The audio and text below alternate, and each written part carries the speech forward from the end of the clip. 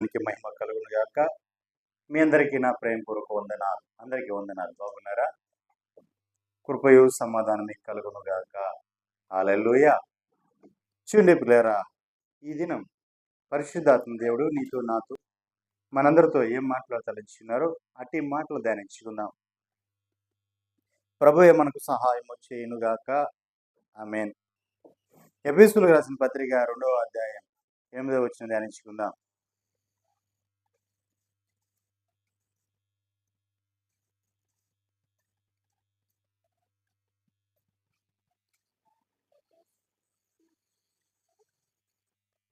ఎఫెసీయులకు రాసిన పత్రిక 2వ అధ్యాయం 8వ వచనం.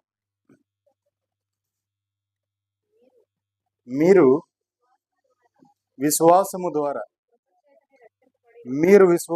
ద్వారా కృపచేతనే రక్షించబడి ఉన్నారు. ఇది మీ వలన కలిగినది కాదు, దేవుని వరమే. దేవునికి మహిమ కలుగును గాక. నిజమే పిల్లారా, మీరు విశ్వాసము ద్వారా దేవుని కృపచేతనే రక్షించబడి ఉన్నారు. నిజమే. మనం ఎలా రక్షించబడ్డాము అంటే విశ్వాసము ద్వారా కృపచేతనే రక్షించబడి ఉన్నారు. అది మనగా పొందుకోలేదు, కానీ దేవుని వరమే. ఆయన మనకు అనుగ్రహించాడు కాబట్టి దాన్ని మనం పొందుకొని ఉన్నాం. దేవునికి మహిమ కలుగును కాదు. నిజమే పిల్లారా, మనము ఎంతగా విశ్వసిస్తూ ఉంటాము, కృప అంత విస్తరిస్తూ ఉంటుంది. దేవునికి మహిమ కలుగును కాదు.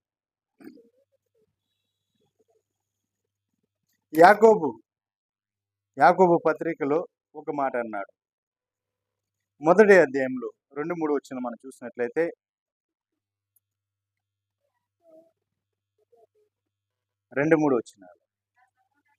నా సహోదరులారా,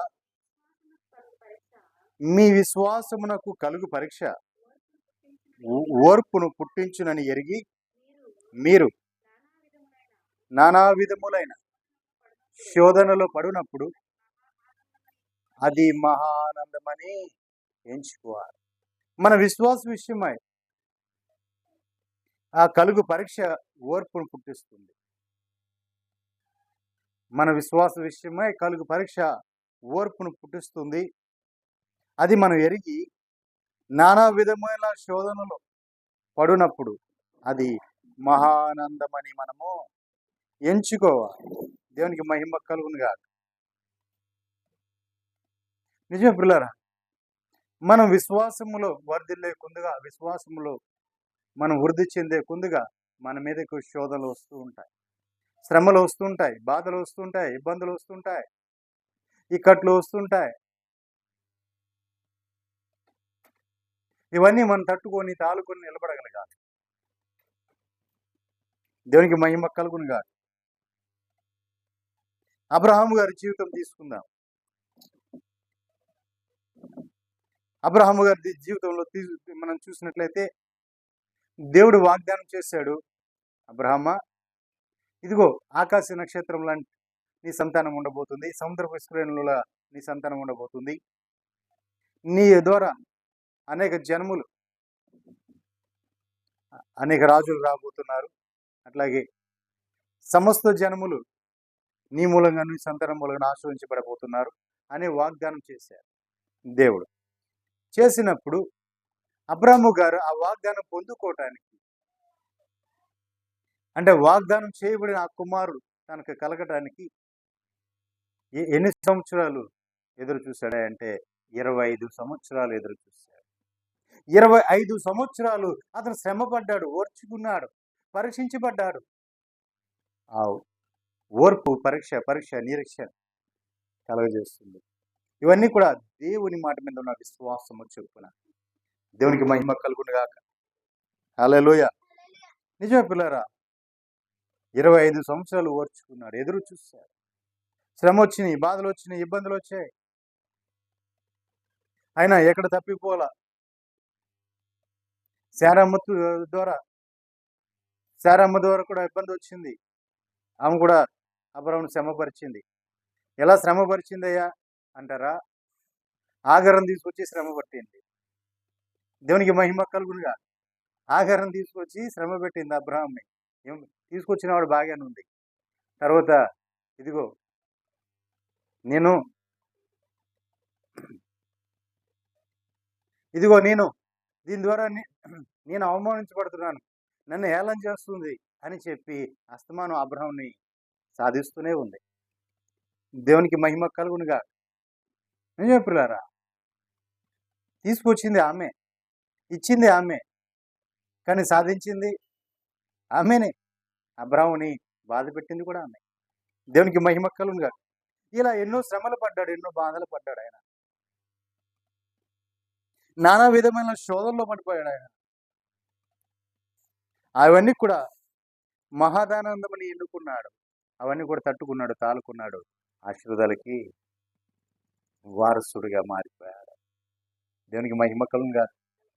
అనేకులు ఆశీర్వాదకరంగా మారిపోయాడు.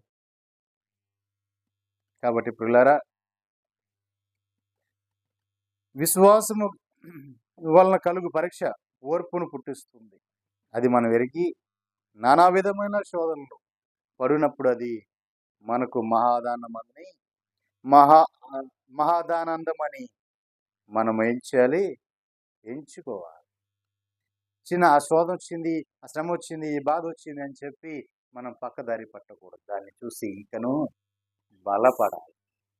దేవునికి మహిమ కలుగునుగా. కింద వచ్చిన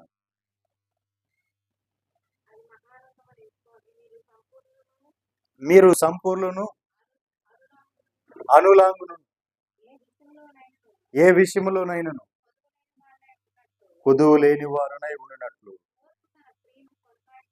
ఓర్పు తన క్రియను కొనసాగనింపాలి. ఏ విషయంలో కూడా మనము కొదువు లేని వారుగానే ఉండాలి. దేవునికి మహిమ కలుగునుగా. ఈ విషయంలో నాకు కొదువు ఉంది అనడానికి లేదు. మన దేవుడు అన్నిట్లోనూ సంపూర్ణుడు. ఆయన పూర్ణుడు, పరిపూర్ణుడు, సంపూర్ణుడు. కాబట్టి మనం కూడా సంపూర్ణమై ఉండాలి. ఏ విషయంలో కూడా మనకు కొదువు ఉండకూడదు. ఎందుకు కొదువు ఉంటుంది? ఆయన మహదైశ్వర్యవంతుడు. ఆయన మహదైశ్వర్యంలోంచి మన అవసరతలు ఎంత మాత్రం ఆయన అన్ని విషయముల్లో కూడా కొదువు లేని వారిగా ఉండాలి. అంటే మన స్థితిగతులు, పరిస్థితులు, ఆర్థిక ఇబ్బందులు వీటిలో కాదు. ఆధ్యాత్మికలు, భక్తులు, వైరాగ్యంలో, ప్రతిష్టతలో, సమర్పణలో, నిబంధనలు, ఆయనతో చేసుకునే ఒడంబడికల్లో, ఆయనతో నడిచే ఆ నడవడికలో అన్ని విషయాల్లో మనము కొదువు లేని వారమై ఉండాలి. దేవునికి మహిమ కలుగునుగా. అంతకంతూ వృద్ధి చెందుతూ ఉండాలి. అంతకంతూ అభివృద్ధి చెందుతూ ఉండాలి. ఏ విషయంలో కూడా ఇదిగో ఇది నాకు కొదువై ఉన్నది అంటానికి వీలుంది. మన ఆధ్యాత్మిక భక్తి విషయంలో మనము కొదువు లేని వారిగా ఉండాలి. దేవునికి మహిమ కలుగునుగా. 1 పేతురు పత్రిక 1వ అధ్యాయం 5వ వచనం.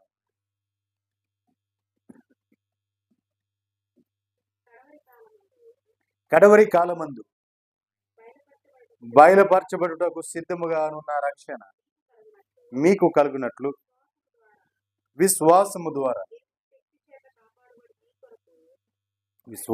ద్వారా దేవుని శక్తి చేత కాపాడబడు మీ కొరకు ఆ శ్వాసము పరలోకమందు భద్రపరచబడి ఉన్నది.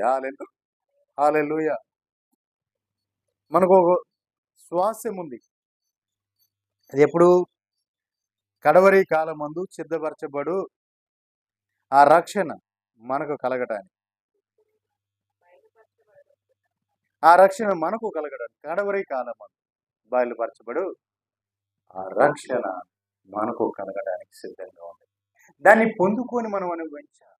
ఆ రక్షణను మనం సంపాదించుకోగలగాలి. అయ్యా, మేము ఎప్పుడో రక్షించబడ్డాం. మా చిన్న వయసులోనే మేము రక్షించబడ్డాం.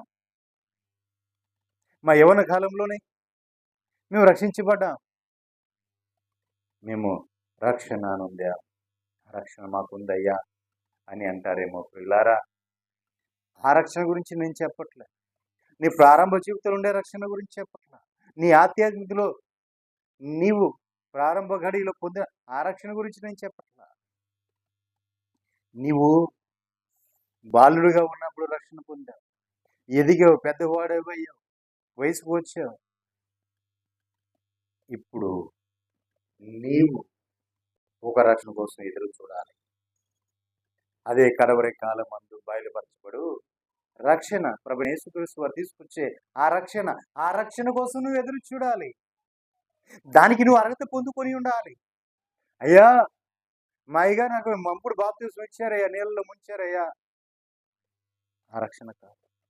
ప్రభు నాకు రక్షణ వస్త్రం ధరింపచేశారయ్యా, ఆ రక్షణ కాదు.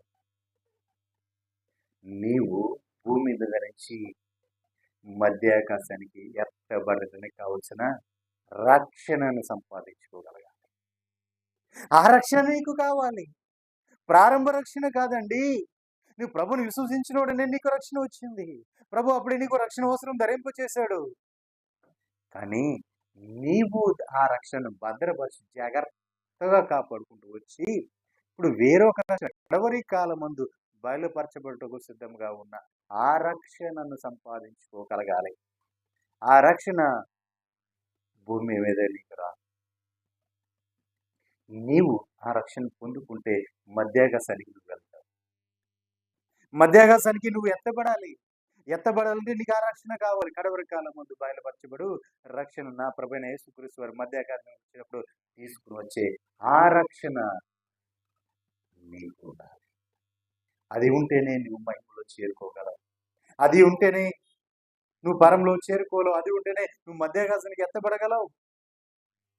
దేవునికి మహిమ కలుగునుగా. ఆ రక్షణ నువ్వు సంపాదించుకోగలగాలి. అది ఎక్కడుంది? దేవుని శక్తి చేత కాపాడబడు మీ కొరకు ఆ స్వాస్యము పరలోకమందు భద్రపరచబడి ఉంది. ఇప్పుడు ఆ స్వాస్యం మనకి ఎక్కడ ఉందంటే పరలోకమందు భద్రపరచబడి ఉంది మన కోసం. ఆ స్వాస్యాన్ని మన ప్రభు మనకి ఇవ్వడానికి ఆయన మధ్యాకాశానికి రాబోతున్నాడు. త్వరగా రాబోతున్నాడు. మరి నువ్వు సిద్ధపడి ఉన్నావా? నువ్వు ఎత్తబడడానికి నువ్వు సిద్ధంగా ఉన్నావా? ఆ రక్షణ పొందుకోవడానికి నువ్వు సిద్ధంగా ఉన్నావా? ఆ మధ్యాకాశపు నుంచి ప్రభు వారు మనకు తీసుకుని వచ్చే ఆ రక్షణను పొందుకోవడానికి మనము సిద్ధంగా ఉండాలి. 8వ వచనం 6వ వచనం నుంచి రండి. ఇందువలన మీరు మిక్కిలి ఆనందించుచున్నారు, కానీ అవసరమును బట్టి నానా విధమైన శోధనల చేత ప్రస్తుతమున కొంచె కాలము దుఃఖం కలుగుతుంది. నశించిపోవు సువర్ణము అగ్ని పరీక్ష వలన శుద్ధపరచబడుచున్నది కదా, దానికంటే అమూల్యమైన మీ విశ్వాసము ఈ శోధన చేత పరీక్షకు నిలిచినదై యేసుక్రీస్తు ప్రత్యక్షమైనప్పుడు మీకు మెప్పును మహిమయు ఘనతయు కలుగుటకు కారణమవుతుంది. దేవునికి మహిమ కలుగును. హల్లెలూయా. నిజమే. చిన్న చిన్న శోధనలు వస్తాయి, బాధలు వస్తాయి, శ్రమలు వస్తాయి, ఇబ్బందులు వస్తాయి. ఎక్కడ కూడా కలవరపడకోకుండా మనము ఈ శ్రమలు ఎందుకు వస్తున్నాయి, ఈ బాధలు ఎందుకు వస్తున్నాయి అని మనం ఆలోచించుకుంటే అగ్ని బంగారము పుటం వేయబడినప్పుడు శుద్ధ సువర్ణంగా మార్చబడుతుంది. ఆ విధంగా ఈ శ్రమలన్నీ మనం అగ్నిలో మనం పుటం వేయటానికి వస్తున్నాయి అని మనం గుర్తెరగాలి. మనం గుర్తెరిగి మనము శుద్ధ సువర్ణముగా మనం ప్రభువుతో కలిసి జీవించడానికి మచ్చ మలినము పుల్లు డాగు కుషితం అనేది ఏది లేకుండా మనం శుద్ధ సువర్ణముగా ఆయన పోలికలో, ఆయన రూపంలో, ఆయన స్వరూపంలో మనం మార్చబడగలగాలి. కోటాను కోట్ల సంవత్సరాలు మనం ప్రభుతో కలిసి జీవించడానికి మనకి చిన్న చిన్న శోధనలు, శ్రమలు వస్తూ ఉంటాయి. వాటిని మనం అధిగమించాలి, జయించగలగాలి. కింద వచ్చిన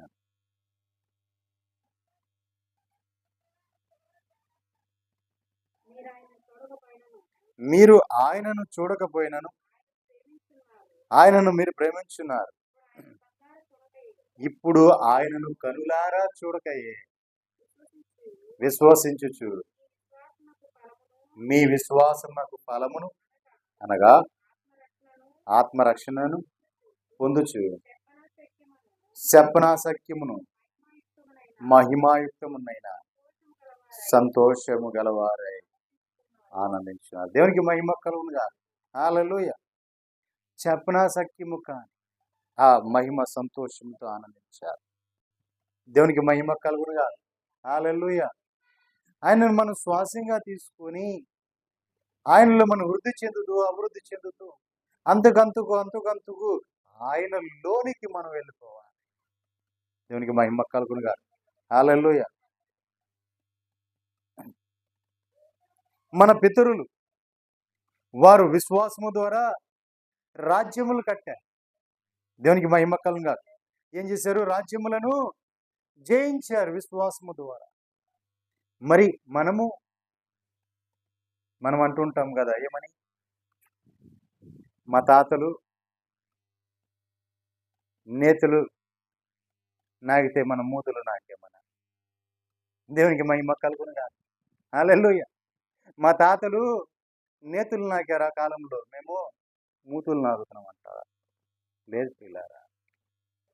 విశ్వాసం, వారు ఆ కాలంలో విశ్వాసము ద్వారా జయించారు. ఎవరు? మన పితరులందరూ కూడా విశ్వాసము ద్వారా జయించారు.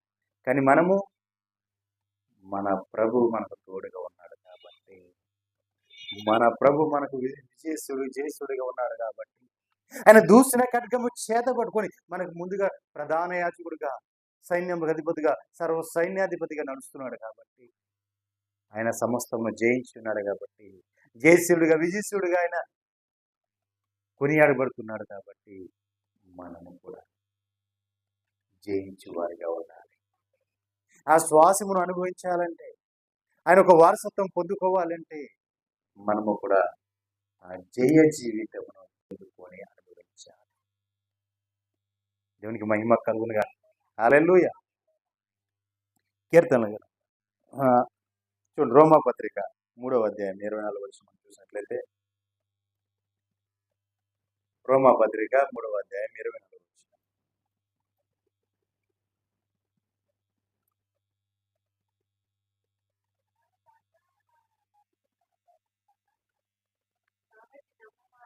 నమ్మువారు ఆయన కృపచేతనే క్రీస్తు యేసునందలి విమోచనము ద్వారా ఉచితముగా నీతిమంతులమని తీర్చబడుచున్నారు. దేవునికి మహిమ కలుగు. నమ్మువారే ఆయన కృపచేత క్రీస్తు యేసునందలి విమోచనం మనకు దొరుకుతుంది కాబట్టి ఉచితముగా నీతిమంతులని తీర్చబడుతున్నారు. ఎవరైతే క్రీస్తు నమ్ముతారో చాలు, ఆ నమ్మిన వారు ఉచితముగానే నీతిమంతులని తీర్చబడుతున్నారు. దేవునికి మహిమ కలుగు. ఒక నీతిమంతుడు, పరిశుద్ధుడు, నిందారహితుడు, నిష్కలంకుడు, పాపుల్లో చేరినట్టు వాడు, ఏ మచ్చ మలినము లేనట్టు వాడు, ఏ కలంకము అంటనేవాడు, ఆయన నీతిమంతుడు. ఆయన ఒక నీతిని, ఆయన ఒక యథార్థతను, ఆయన ఒక పరిశుద్ధతను మనకు అనుగ్రహించాడు కాబట్టి మనము ఎలా కనపడుతున్నామండి? ఆయన నమ్మితే చాలు, ఆయన కృప చేత యేసుక్రీస్తు నందలి ఆ విమోచన మనకు దొరుకుతుంది కాబట్టి మనము నీతిమంతులుగా తీర్చబడుతున్నాం. దేవునికి మహిమ కలుగునుగా. కీర్తనల గ్రంథం 13వ కీర్తన 5వ వచనంలో ఒక మాట ఉంది, నేను చదువుతాను. నేనైతే నీ కృపయందు నమ్మకం ఉంచి ఉన్నాను అంటున్నా కీర్తనాకారుడు. దేవా, ప్రభువా, నేను నీ కృపయందు నమ్మకం ఉంచి ఉన్నానయ్యా. ఆయన ఎందుకంత నమ్మకం ఉంచాడు ఆయన కృపయందు అని చూస్తే 40వ కీర్తన 9వ వచనం నుంచి ధ్యానించుకుందాం.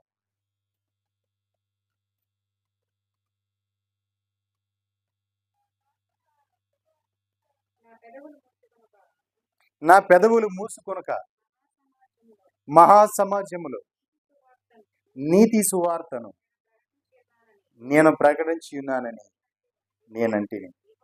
చూడండి పిల్లరా, ఇక్కడ భక్తుడు చెప్తున్నాడు, ఇదిగో నా పెదవుల చేత, నా పెదవులు నేనేం మూసుకోవాలా, నా పెదవుల చేత నేను నీతి సువార్తను ఏం చేశాడండి? ఆయన ప్రకటించాడు. నీతి సువార్తను ఆయన పెదవులు మూసుకొని కూర్చోవాలా. నీతి సువార్తను పెదవుల చేత ఆయన ప్రకటించాడు. యెహోవా యెహోవా అది నీకు తెలిసే ఉన్నది. నీ నీతిని దేవా నీ నీతిని నా హృదయములో ఉంచుకొని నేను ఊరికనే ఉండలేదయ్యా. నీ సత్యమును నీ రక్షణను నేను వెల్లడి చేసి ఉన్నాను. నీ కృపను నీ సత్యమును మహాసమాజం నాకు తెలుపుక నేను వాటికి మరుగు చెయ్యలేదు. హల్లెలూయా. అయ్యా ముందుగా ఏమన్నాడు? నేను పెదవులను మూసుకోలేదయ్యా. నా పెదవులతో నేను మీ వాక్యమును బోధిస్తున్నాను. అంతేకాదు నీ నీతిని నా హృదయములో ఉంచుకొని నేను ఊరికనే ఉండలేదయ్యా. నీ సత్యమును నీ రక్షణను నేను వెల్లడి చేసి ఉన్నాను. నీ కృపను నీ సత్యమును మహా మహాసమూహమునకు తెలుపక నేను వాటిని మరుగు చేయలేదయ్యా. దేవునికి మహిమ కలుగును. చూడండి ఆయన మౌనంగా లేడు. మహాసమాజానికి ఆయన ఒక కృపను ఆయన ఒక సత్యమును మరుగు చేయకుండా ఆయన ప్రకటించాడు. దేవునికి మహిమ కలుగునుగా. ఆయన సత్యమును ఆయన కృపను మహాసమాజానికి ప్రకటించాడు. ఆయన ఎక్కడ మౌనంగా లేడు. ఆయన పెదవులు మూసుకొని ఆయన ఏమీ కూర్చోలేదు. దేవునికి మహిమ కలుగునుగా. హల్లెలూయా. హృదయమే ఆయన నీతిని తన హృదయంలో ఉంచుకున్నాడు. దావీదు ఎక్కడ పెట్టుకున్నాడు? నీతిని హృదయములో పెట్టుకున్నాడు. దేవునికి మహిమ కలుగును. హృదయములో పెట్టుకున్నాడు. ఆయన ఒక సత్యవాక్యమును ఆయన అందరికి ఆయన కృపను సత్యమును నీతిని మహాసమాజానికి వెల్లడి చేశాడు. దేవునికి మహిమ కలుగునుగా. హల్లెలూయా. 11వ వచనం. యెహోవా అయ్యా నీ తండ్రి నీవు నీ వాక్యములు నాకు దూరము చేయవు. నీ కృపా సత్యములు ఎప్పుడు కూడా నన్ను కాపాడునుగాక. లెక్కలే దేవునికి మహిమ కలుగునుగా. హల్లెలూయా. లెక్కలేని అపాయములు ఆయన చుట్టూనే ఉన్నాయి. ఆయన దోషము ఆయన తరిమి పట్టుకునగా. దేవునికి మహిమ కలుగునుగా. హల్లెలూయా. నిజం పిల్లారా. మళ్ళీ చదవండి ముందు నుంచి. యెహోవా నీవు నీ వాత్సల్యం. దేవునికి మహిమ కలుగునుగా. ఈయన ప్రకటిస్తున్నారు, అనేకులకు ప్రకటిస్తున్నారు. దేవుని యొక్క నీతిని గురించి, దేవుని యొక్క కృపను గురించి ఈయన ప్రకటిస్తున్నాడు. దేవుని యొక్క సత్యమును గురించి ప్రకటిస్తుంటే ఈయన దేవుడు ఏం చేయలేదు, తన యొక్క వాత్సల్యమును ఎన్నడూ కూడా దూరం చేయలేదు. దేవునికి మహిమ కలుగును కాదు. తన కుమారుని ఎలా, తన బిడ్డ ఎడలా ఎన్నడూ కూడా తండ్రి ఆ ప్రేమను దూరం చేయలేదు. వాత్సల్యం. దేవునికి మహిమ కలుగును.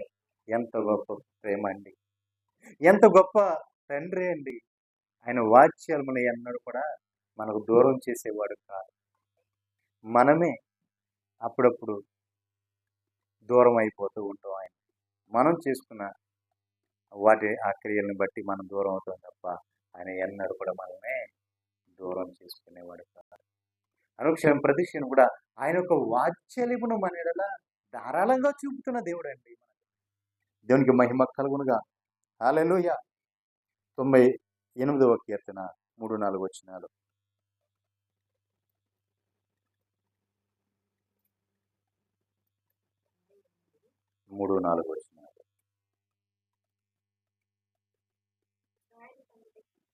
ఇశ్రాయేలు సంగతికి, ఇశ్రాయేలు యొక్క సంతతికి తాను చూపిన కృప విశ్వాసతలను ఆయన జ్ఞాపకం చేసుకుని ఉన్నారు. ఓ భూదిగంత నివాసులందరూ కూడా మన దేవుడు కలగజేసిన రక్షణ. దేవునికి మహిమ కలుగునుగా. ఆయన ఎవరికి కూడా ఆయన కృపా సత్యములను దూరము చేసేవాడు, ఎవరిని కూడా ఆయన తృణీకరించేవాడు.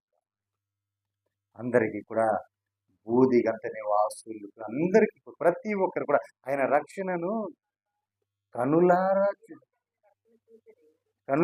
చూశారు. దేవుడు కలగజేసే రక్షణ ఇదే అని అందరూ కూడా కనులారా చూశారు. దేవునికి మహిమ కలుగునుగా. హల్లెలూయా. యేసు ప్రభు వారు ఈ లోకానికి వచ్చినప్పుడు అందరూ కూడా ఈయనే రక్షకుడు, ఈయనే మెస్సయ్య అని అందరూ విశ్వసించి ఆయన కనులారా చూశారు. మరి ప్రియులారా, ఆయన వచ్చారు, తండ్రి చిత్తాన్ని నెరవేర్చారు, తిరిగి ఆ లోకానికి వెళ్ళిపోయారు. ఇప్పుడు మరిపడి రాబోతున్నారు. ఆయన వచ్చేటప్పుడు ఆయన ముందుగా వచ్చినప్పుడు ఇచ్చిన ఆ రక్షణ అందరూ కనులారా చూసాం, దాన్ని అన్నా వింటున్నాం, గ్రహిస్తున్నాం. కానీ ఆయన వచ్చేటప్పటికి ఆ రక్షణలో మనం నిలిచి ఉంటామా? అదే రక్షణ కోసం మనం ఎదురు చూస్తుంటామా? దేవునికి మహిమ కలుగుగాక. ఆయన తీసుకుని వచ్చే రక్షణ కోసం మనం ఎదురు చూడాలి. ఆ రక్షణలో మనం నిలిచి ఉండాలి. మనం ఎక్కడ తప్పిపోకుండా ఆయన తెచ్చే ఆ రక్షణ కోసం ఎదురు చూద్దాం. దేవునికి మహిమ కలుగునుగాక. హల్లెలూయా. ఎఫెసీయులకు రాసిన పత్రిక 1వ అధ్యాయం 7వ వచనం.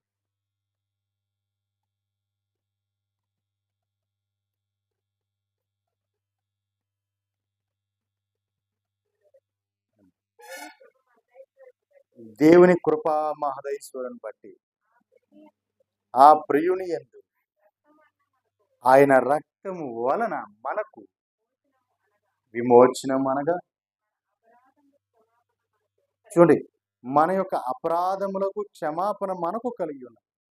దేవునికి మహిమ కలుగునుగా. హల్లెలూయా.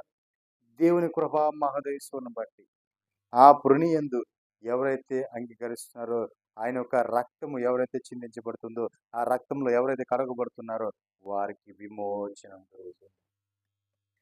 అంటే విమోచనం అంటే అపరాధములకు క్షమాపణ మనకు కలుగుతుంది. మన ప్రతి అపరాధమును ఆయన రక్తము ద్వారా మనకు క్షమాపణ కలుగుతుంది. దేవునికి మహిమ కలుగుగా. కాలము సంపూర్ణమైనప్పుడు జరగవలసిన ఏర్పాట్లను బట్టి ఆయన తన దయా సంకల్పము చొప్పున తన చిత్తమును గూర్చిన మర్మమును మనకు తెలియజేసి మనకు సంపూర్ణమైన జ్ఞాన వివేచన కలుగుతుంది. ఆ కృపను మన ఎడల విస్తరింప చేస్తున్నాడు. హల్లెలూయా. దేవునికి మహిమ కలుగుగా. హల్లెలూయా. నిజమే పిల్లలు. కాలము సంపూర్ణమైనప్పుడు, కాలము దేనికి చూసినా సంపూర్ణమైపోతుంది. మన కాలంలోనే ఆయన వస్తారా, లేదా కొంచెం ఆలోచన చేసి మన బిడ్డల కాలంలో రాబోతున్నారా? మనం ఆలోచించాలి పిల్లారా. మనము సిద్ధంగా ఉంటేనే కదా మన బిడ్డలను సిద్ధపరచుకునేది. ఆ కాలంలో నోవాకు ఓడను కట్టి తన ఇంటి వారి కోసం నోవాకు ఓడను కట్టుకున్నాడు. తన ఇంటి వారి కోసం ఓడను కట్టుకున్నాడు. తన కుటుంబాన్ని రక్షించుకున్నాడు ఆ ఓడలోకి చేర్చి. మరి పిల్లారా, ఈ కడవరి కాలంలో ఉన్న నీవు, ఈ కాలంలో ఉన్న నీవు, మరి నీ కుటుంబాన్ని నువ్వేం చేస్తున్నావు? నీ కుటుంబాన్ని కూడా నువ్వు రక్షించుకుంటున్నావా? కాలం సంపూర్ణమైపోతుంది. మరి ఆ కాలము సంపూర్ణమైనప్పుడు మరి నీవు చేసే నీ కుటుంబం కోసం ఏం చేస్తున్నావు? నీ కుటుంబం కోసం నువ్వేం చేస్తున్నావు? ఒక ప్రక్క చూస్తే కాలం సంపూర్ణమైపోతుంది. అన్ని విషయాల్లో కూడా అన్ని ప్రవచనాలు నెరవేరిపోతున్నాయి, వాగ్దానాలన్నీ సూచనలన్నీ నెరవేరిపోతున్నాయి. ఇక కాలము సంకుచితంగా ఉంది, కొంచెం మాత్రమే ఉంది. కాలము సంపూర్ణమైపోతుంది. మరప్పుడు నీవు ఏం చేస్తున్నావు నీ కుటుంబం కోసం? నోవాకు కట్టుకున్నట్టుగా నీ కుటుంబం కోసం నువ్వు ఓడను కట్టుకొని నీ కుటుంబాన్ని నువ్వు రక్షించుకుంటావా? లేదా ప్రభు అనే ఆ ఓడనే నువ్వు మలుచుకొని ఆయనలో నువ్వు ఇముడిపోతావు? దేవునికి మహిమ కలుగుదా. నీవు ప్రభులో ఇముడిపోయినా, నోవాకులాగా నువ్వు ఓడను కట్టుకున్నా, అందులో నీ కుటుంబం మొత్తం ఉండాలి. ఎవరో విడవబడకూడదు. దేవునికి మహిమ కలుగునుగా. హల్లెలూయా. ఆ విధంగా నీ కుటుంబాన్ని నువ్వేం చేసుకోవాలి? కట్టుకోవాలి. దేవునికి మహిమ కలుగునుగా. హల్లెలూయా. కింద వచ్చిన ఈ సంకల్పం బట్టి ఆయన పరలోకంలో ఉన్నవే కానీ భూమి మీద ఉన్నవే కానీ సమస్తమును క్రీస్తునందు ఏకముగా సమకూర్చవలెనని తనలో తాను నిర్ణయించుకున్నాడు. ఈ పరలోకంలో ఉన్నవే కానీ, భూమి మీద ఉన్నవే కానీ సమస్తము కూడా క్రీస్తునందు ఏకముగా సమకూర్చవలని ప్రభు అనుకుంటున్నాడు. క్రీస్తునందు సమకూర్చా అంటే ప్రియులారా, మనము భూమి మీద ఉన్న మనము పరలోకములు ఉన్న దూత అవ్వాలి, పరిశుద్ధ అంతా కూడా మనము ఏకంగా కలుసుకొని క్రీస్తులో ఉండాలి. ఇది తండ్రి యొక్క సంకల్పం. దేవునికి మహిమ కలుగునుగా. కాబట్టి ఇది ఎరిగి మనం ఉండాలి. మనకు పరలోకములో ఉన్న వారికి మనకు సమాధానం ఉందా? వారికి మనకి సఖ్యత ఉందా? ఇవన్నీ ఎలా కలుగుతాయి? భూమి మీద మనము జీవిస్తున్న జీవిత విధానాన్ని బట్టి, మనం ఎవరితో సాంగత్యం చేస్తున్నాం, ఎవరితో కలిసి నడుస్తున్నాం అనే ఆ నడవడికను బట్టి మనకు ఇవి కలుగుతాయి. దేవునికి మహిమ కలుగును. ఈ లోకానుసరుడైన ఒకడు ఉన్నాడు. వాడితో కలిసి నువ్వు నడుస్తున్నావు అనుకో, వాడితోనే నువ్వు పాతాళానికి వెళ్ళిపోతావు.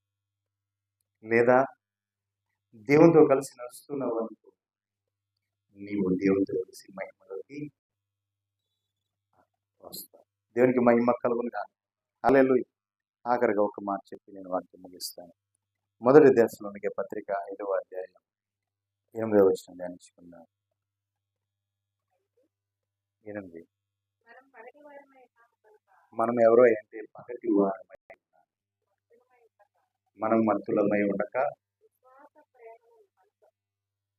విశ్వాస ప్రేమలను కవచమును, చూడండి, విశ్వాస ప్రేమలను కవచంగా ధరించుకోవాలి. రక్ష నిరీక్షణలను శిరస్త్రాణంగా ధరించుకోవాలి.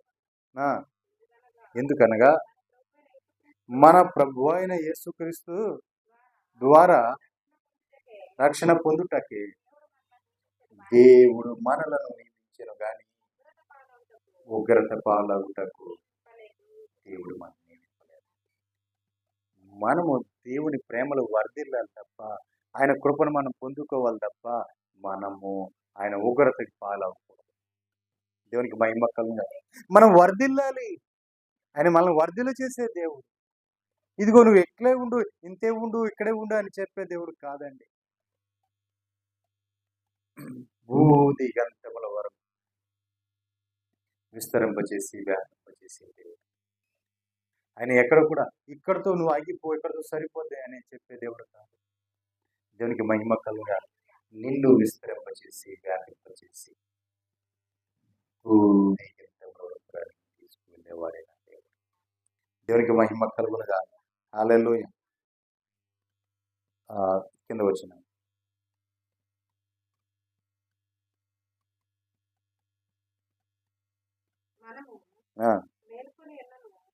మనము మేల్కొని ఉన్నాను, నిద్రపోవచ్చున్నాను, తనతో కూడా జీవించు నిమిత్తం ఆయన మన కొరకు. దేవునికి మహిమ కలుగును. మనము నిద్రపోయి జీవిస్తున్నాం. ఆయనతో పాటు మనం జీవించాలి. ఆయనతో పాటు మనం మేల్కొని ఆయనతో పాటు మన పరంలో ఉండాలని మన ప్రభు మనం కోరుకుంటున్నాడు. మనం కోరుకుంటుంది ఆయనతో జీవించాలి. మనం కోటాను కోట్ల సంవత్సరాలు జీవించాలి. ఒక దినము 2 దినాలు కాదు, లేదా 10 సంవత్సరాలు, 20 సంవత్సరాలు, లేదా 100 సంవత్సరాలు కాదండి. కోటాను కోట్ల సంవత్సరాలు ఆయనతో కలిసి జీవించడం కోసం ఆయన మనం సిద్ధపరుస్తున్నారు. దేవునికి మహిమ కలుగును. 10వ వచనం.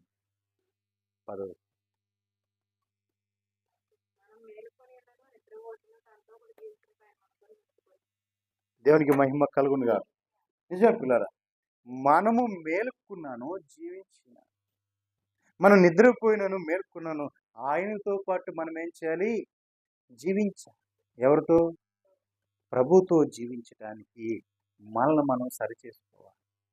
మనం సరిచూసుకోవాలి. మనల్ని మనము ప్రభుకి ఇష్టంగా మలుచుకోవాలి.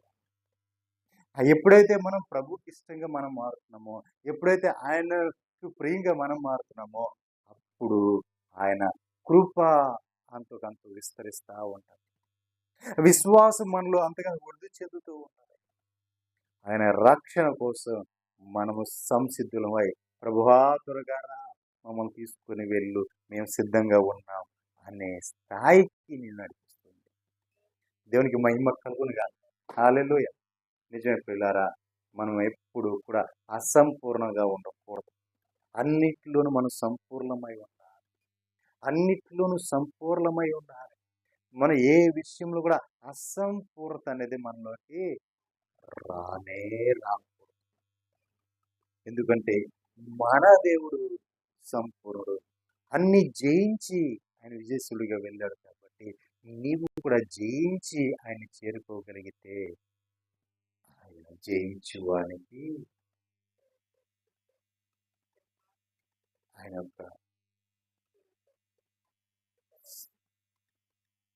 యొక్క శ్వాస నీకు సిద్ధంగా చూపిస్తాడు.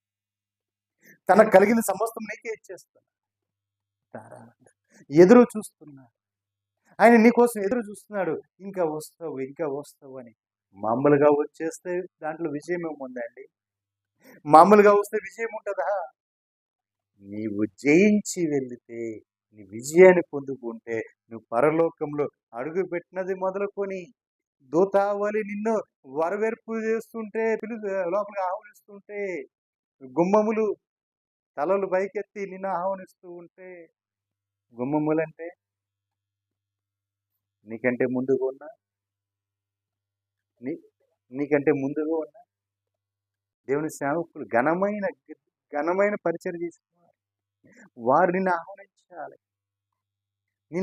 ఆహ్వానించాలి, లోపల తీసుకుని వెళ్ళాలి, ప్రభు దగ్గర తీసుకుని వెళ్ళాలి. నిన్ను చూడంగానే అందరూ కొనియాడాలి.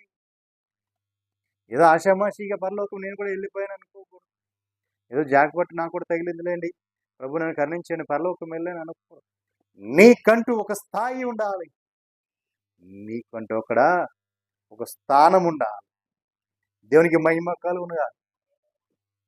24 పెద్దలు, ప్రభుకు ముందు 24 కుర్చీలు ఉన్నాయి. వాటిలో ఒక్కదై ఉండాలి. దేవునికి మహిమ కలుగు. ప్రభుగా అత్యంత సన్నిహితంగా ఉండేవారు. మొదటి లైన్, ప్రభు ఆ సింహాసనం ఇక్కడ ఉంటే ప్రభుకి ఎదురుగుండా 24 కుర్చీలు. దేవునికి మహిమ కలుగునుగా. అవతల ఆయన ఆరాధించేవారు, మహిమపరిచేవారు. అక్కడ నుంచి దేవదూతులు ఆరాధనలు అంటారు, వాళ్ళ మధ్యలో ఉంటావా? ఎక్కడో మారుమూల ఉంటావా? దేవునికి మహిమ కలుగునుగా. నీ స్థానం ఎక్కడ? పరలోకంలో. నేనైతే కోరుకుంటాను ఆయన పాదపీఠం దగ్గర. దేవునికి మహిమ కలుగు. ఆయన పాదపీఠం దగ్గర వెళ్ళిపో. మరి నీ స్థానం ఎక్కడ? నీకోసం ఆయన సింహాసనం సిద్ధంగా ఉంచాడు, రా అంటున్నాడు. ఆ సింహాసనం మీద కూర్చో అంటున్నాడు. దేవునికి మహిమ కలుగు. అది నీకోసం. ఆయన సింహాసనము నీకోసమే. ఆయన సిద్ధపరిచిన సింహాసనం, తండ్రి నుంచి ఆయన పొందుకున్న సింహాసనం.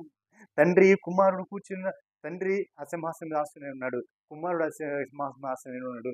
నీ కోసము ఆ సింహాసనాన్ని సిద్ధంగా ఉంచాడు. మరి ఆ సింహాసనం కోరుకుంటున్నావా? లేదా 24 పెద్దల సింహాసనం కోరుకుంటున్నావా? అపోస్తుల 12 మంది సింహాసనాలు కోరుకుంటున్నావా? ఎక్కడ నీ స్థానం ఎక్కడ కోరుకుంటున్నావు? ప్రభులు, దూతవల్లి, పరిశుద్ధులు, పరిశుద్ధుల తర్వాత కెరూబులు, సెరాఫులు పైన ఎగురుతుంటే నువ్వు ఎక్కడ? నీ స్థానం ఎక్కడుంది? ఎక్కడో మారుమూల ఉందా? లేదా ఆయన ప్రక్కనే ఉందా? ఆయనతోనే ఉందా? ఆయన సింహాసనంలో నీవు కూడా ఆయనతో పాటు కూర్చొని ఉంటున్నావా? ఏ స్థానం కోరుకుంటున్నావు? దేవునికి మహిమ కలుగుగా.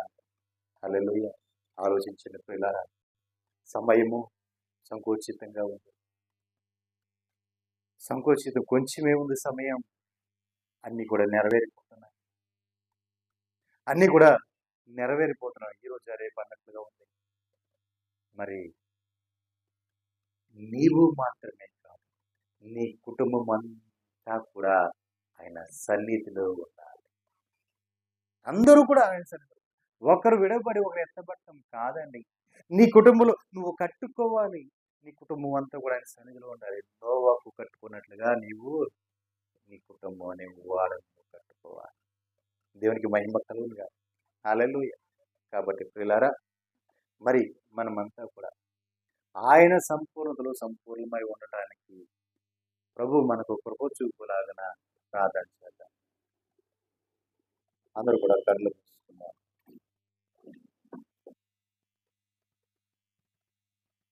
విశ్వాసము ద్వారా కృపారక్షణ మనకు కలిగినట్లుగా ప్రార్థన చేసుకుందాం. స్తోత్రం, స్తోత్రం, స్తోత్రం, స్తోత్రం, స్తోత్రం. ప్రార్థన.